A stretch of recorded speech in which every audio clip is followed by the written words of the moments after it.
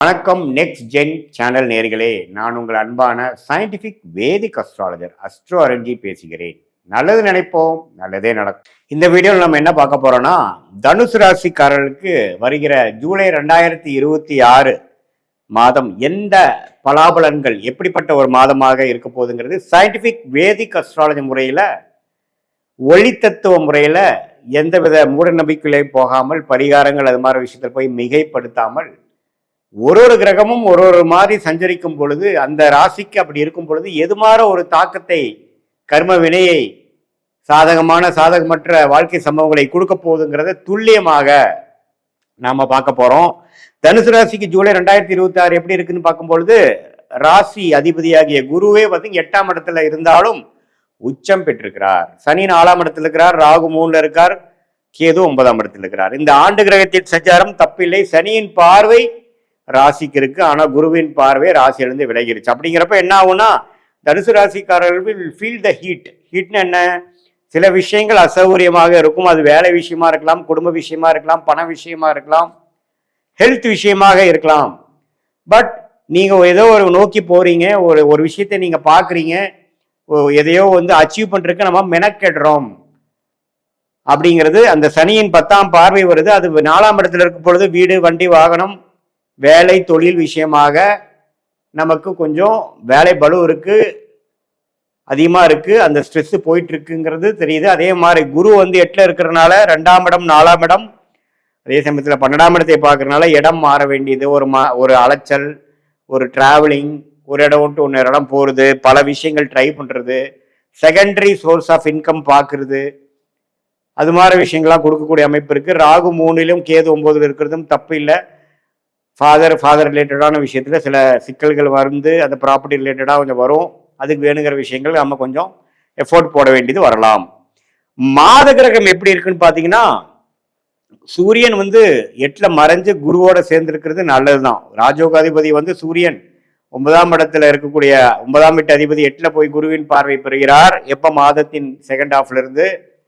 அது வந்து ஓரளவுக்கு மறைமுக இன்கம், திடீர் ஜாக்பாட், அப்பா தாத்தா மூலமா வரவேண்டிய சொத்துல ஒரு ஆதாயம், வரவேண்டிய பணம் வந்து சேர்றது, ஷேர் மார்க்கெட்ல ப்ராஃபிட் வர்றது, சுபவிரயம் செய்து ஒரு லம்பா ஒரு ப்ராஃபிட் அடிக்கிறது, அது மாதிரி விஷயங்கள்லாம் வந்து வாய்ப்புகள் அதிகமாக இருக்கிறது உங்களுடைய தசாபுக்திகள் சப்போர்ட் பண்ணும் பொழுது.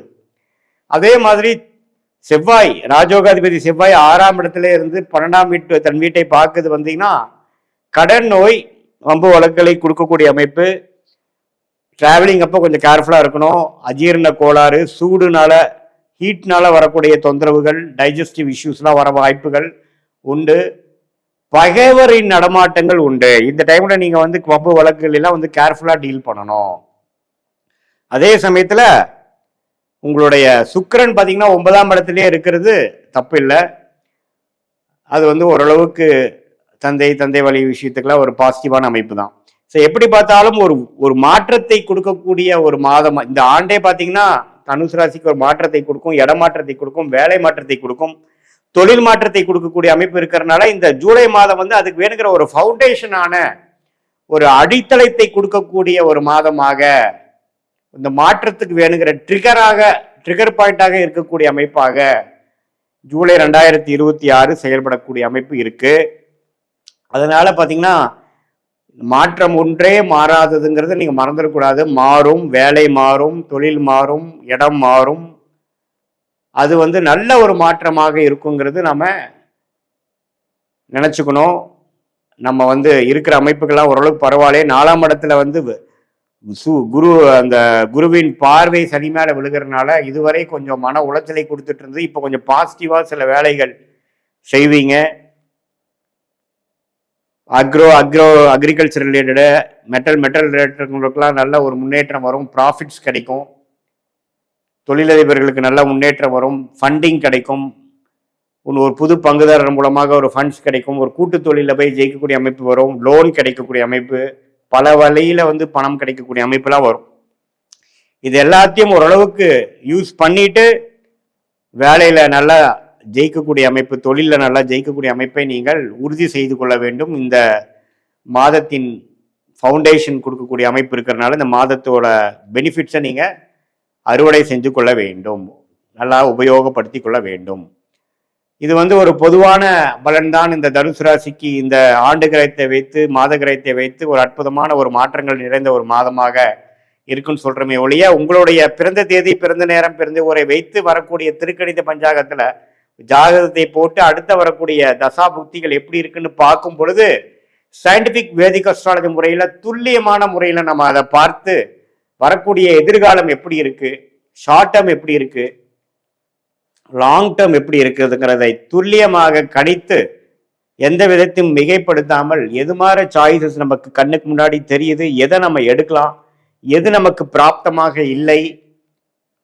நம்மளுடைய 18 வருஷம் அனுபவத்துல கிட்டத்தட்ட ஒரு 40,000 ஜாதகம் பார்த்ததுல ஒரு லக்னத்துக்கும் என்னென்ன கிரகம் நல்ல ஒரு வலிமையாக வேலை செய்யும், எந்த கிரகம் அவ்வளவு சிறப்பா இருக்காது, உங்களுக்கு எந்த மாதிரி தசாபுக்தியில் போய் கொண்டிருக்கிறதுங்கிறதெல்லாம் துல்லியமாக கணித்து உங்களுடைய கிரகத்தின் திக்பலம் என்ன, ஸ்தான பலம் என்ன, திருக்பலம் என்ன, ஒரு கிரகமும் ஒரு பெட்டியில ஒரு ராசியில எவ்வளோ டிகிரி இடைவெளியில இருக்காரு, எந்த நட்சத்திரத்தில் இருக்கிறாரு, உங்க லக்னத்துக்கு நீங்க என்ன மாதிரி நட்சத்திரத்துல பிறந்தீங்க, நீங்க மூல நட்சத்திரமா அல்லது புராட நட்சத்திரமா அல்லது உத்திராட நட்சத்திரமா, போயிட்டு இருக்கிற தசாபுக்திகள் உங்க லக்னத்துக்கு யோக தசைகளா, இதெல்லாம் பார்த்து தசா புக்தி அந்தரம் சூக்ஷமம், தசையை டிவைட் பண்ணா புக்தி, புக்தியை டிவைட் பண்ணா அந்தரம், அந்தரத்தை டிவைட் பண்ணா சூக்ஷமம். ஸோ தசாங்கிறது 10 வருடம் 5 வருடம்,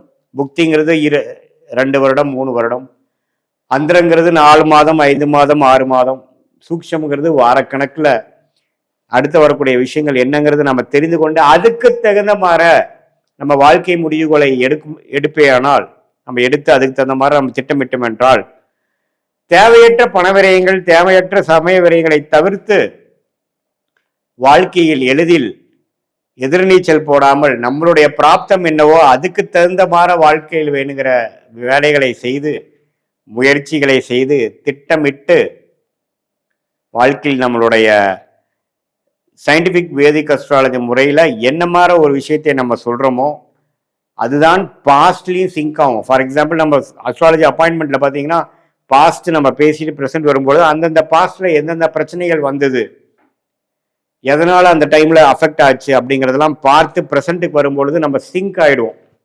சிங்க் ஆகிட்டு இப்போ வரக்கூடிய ஃபியூச்சர் ஷார்ட் டைம் எப்படி இருக்கு, அடுத்த வரக்கூடிய லாங் டேர்ம் எப்படி இருக்குங்கிறதெல்லாம் ஒருங்கிணைத்து பார்க்கும் பொழுது நமக்கு யோகமான துறை என்ன, யோகமான தொழில் என்ன, யோகமான படிப்பு என்ன, எது மாதிரி நேரத்தில் எப்படி நடக்க போகுது, வேலையா வியாபாரமா அப்படிங்கிற எல்லா கேள்விகளும் ஒரு வயதினருக்கும் என்னென்ன மாதிரி கேள்விகள் வருமோ அந்த கேள்விகளுக்கு வேணுங்கிற சரியான விடை நம்ம ஜாதகத்தில் எப்படி காட்டுதுங்கிறதை பார்த்து அதுக்கு தகுந்த மாதிரி நம்ம வேலைகளை செய்து திட்டமிட்டு நம்ம செயல்பாடுகளை அமைத்து கொண்டே ஆனால் வாழ்க்கையில் எளிதில் வெற்றி பெற முடியும் என்று சொல்ல விரும்புகிறேன். மீண்டும் மற்றொரு காணொலியில் சந்திப்போம். நன்றி, வணக்கம்.